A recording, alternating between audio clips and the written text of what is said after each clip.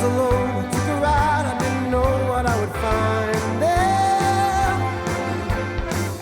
Another road where maybe I could see another kind of mind there.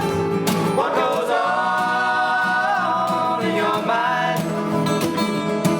Rubber Soul is my equal first favourite album of all time. Revolver for me was that big album that I love more than Rubber Soul, so I'm happy with Marlon that he wants to do all the Rubber Soul ones, I want to do the Revolver ones. We worked that out in the cab. If you just go from album to album, they just grew and experimented and, you know, sort of created a lot of genres that now have their own place in music as well. Putting the records back to back, I reckon they really, it almost feels like Rubber Soul and Revolver could be the same record. These songs, they're so musical and they touch on universal things that we can all relate to, and I don't think the time or the place really matters. Rubber Soul for me is just that beautiful balance between incredible pop music and with just a little bit of weirdness in it. They were able to go in there and smash out these albums and create these gems, not just because of what was around them, but because they were like incredible writers and incredible musicians. And then suddenly I see you.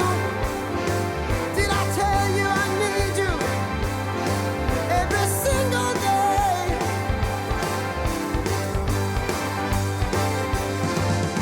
I got to get you into my life. They were pumping out an album like every 4 to 6 months. Yeah. It's insane. The best songwriter in the Beatles, that's a really tough one. I couldn't choose the best songwriter, but I think they were best together. You are tearing me apart when you treat